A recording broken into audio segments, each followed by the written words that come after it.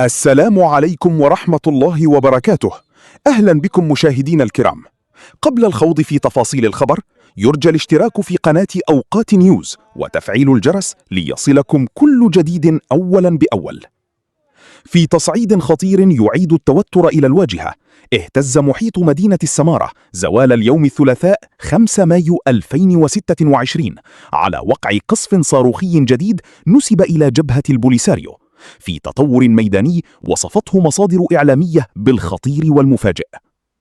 وفق معطيات متطابقة من عدة مصادر إعلامية مغربية، تم إطلاق 3 قذائف من شرق الجدار الأمني باتجاه محيط المدينة، حيث سقطت في مناطق متفرقة، قذيفة قرب السجن المحلي، وأخرى خلف نفس المؤسسة، وثالثة بمنطقة أكويز خلف المقبرة.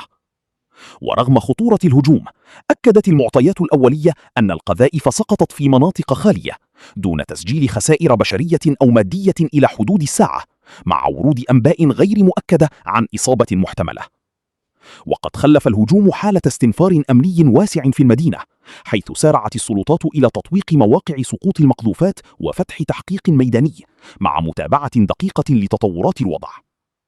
ويأتي هذا التصعيد بحسب المصادر ذاتها في سياق خرق واضح لوقف إطلاق النار والتفاهمات الدولية الأخيرة، خاصة تلك التي شددت عليها الولايات المتحدة خلال مشاورات واشنطن الأخيرة، والتي اعتبرت التهدئة شرطا أساسيا لأي تقدم سياسي.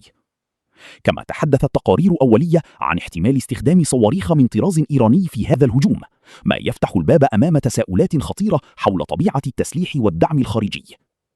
ويذكر أن هذا الهجوم ليس الأول من نوعه، إذ شهدت المنطقة خلال الأشهر الماضية عمليات قصف مماثلة في نمط متكرر من التصعيد الذي يستهدف محيط المدينة دون تسجيل خسائر كبيرة، لكنه يحمل في طياته رسائل سياسية وأمنية واضحة.